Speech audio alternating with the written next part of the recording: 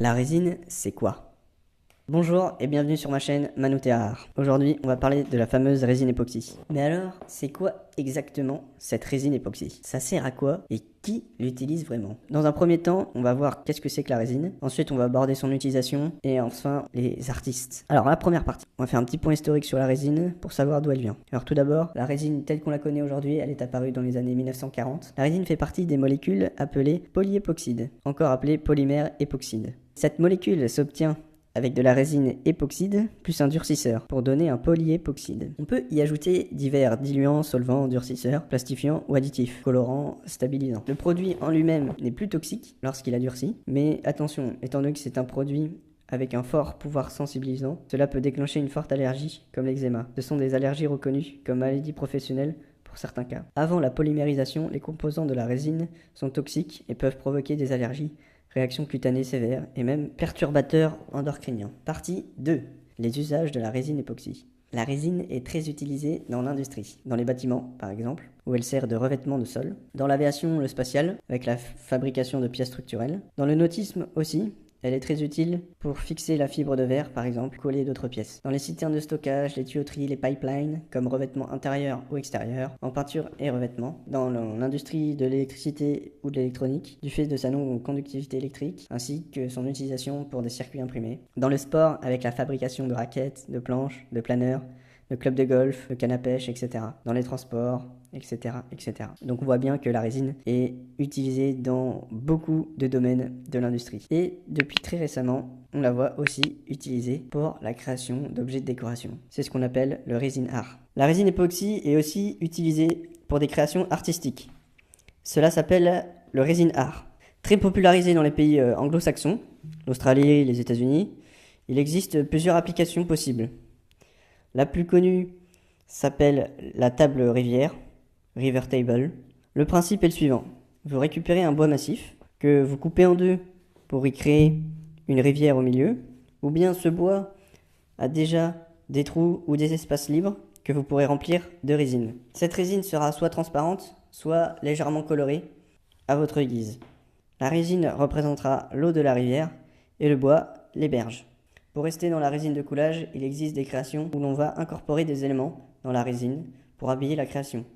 Par exemple, les pyramides, où l'on peut mettre des figurines et recréer un petit univers sous et enfermé par la résine, ou bien des pièces un peu plus grosses, comme des tables avec des capsules, ou bien on y incorpore tout plein de souvenirs, ou bien les Américains aiment bien faire ça en mettant des douilles, des armes, etc., des médailles. Et après, on peut travailler sur des effets de transparence, couler en plusieurs fois pour avoir un fond foncé en bas, en arrière-plan, avoir nos pièces qui ressortent bien, etc. Il y a aussi des créations dans des moules, où là on a des moules en silicone, et là on va juste couler, là on a juste à couler la résine. Pas besoin de faire coffrage, etc. Et donc là, on peut travailler sur les couleurs, travailler sur les visuels que va représenter la résine en durcissant. Il y a une mode des géodes qui est toujours d'actualité. Il y a des moules en résine où on peut faire des petits cailloux, des petites géodes. On va représenter des géodes avec la résine, faire des tableaux de géodes. On peut très bien aussi, on peut faire des peintures abstraites où on mélange toutes les couleurs. Il y a des techniques où on laisse couler, où on fait tourner l'œuvre. Comme ça s'écarte un peu n'importe comment. Il y a beaucoup de possibilités. Pour ma part, moi je travaille avec le style océan. Donc j'essaie de représenter la mer sur mes créations. Parce que la mer, c'est ce qui me parle. Moi j'ai toujours habité à côté de l'océan. Tout ce qui est lié à la mer, que ce soit les sports, la voile, la natation, la plage, tout cet univers-là, je le connais, je l'apprécie et je pense qu'il fait entre guillemets un peu partie de ma vie. Donc c'est pour ça que j'ai décidé aussi de partir sur ce thème-là.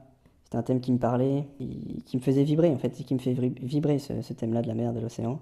Ça me fascine. Je me suis mis à l'apnée récemment. C'est vraiment un monde qui me fascine, l'océan, et c'est pour ça que j'en ai fait mon style, entre guillemets, que j'en ai fait le sujet de mes œuvres, de mes créations. Donc j'essaye de refaire les vagues, l'écume, je le fais sur différents supports, et c'est vrai que la résine, c'est vraiment quelque chose qu'on peut travailler, et qui se marie très très bien avec le bois. Donc c'est pour ça que j'essaie de travailler un maximum sur du bois, et qui plus est du bois massif ou du bois de bonne qualité. Donc voilà, c'était à peu près tout ce que j'avais à vous dire sur la résine époxy et toutes les possibilités qu'elle offre. Pour conclure, la résine époxy, a été découvert depuis les années 40 et n'a cessé d'avoir de nouvelles utilisations, que ce soit dans les industries. La résine s'invite même chez les particuliers, avec, depuis une dizaine d'années, une mode arrivée tout droit des États-Unis avec le resin art. C'est une résine qui est très malléable et qui offre beaucoup de possibilités. C'est pour ça qu'on la voit de plus en plus chez les particuliers. Néanmoins, il faut rappeler que la plupart des résines ne sont pas d'origine naturelle, qui en font des produits pétrochimiques. Pour nuancer le tout, il faut se rappeler que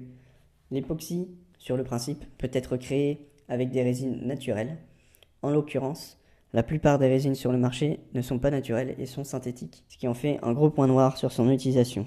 J'espère que cette vidéo vous aura plu. Vous en aurez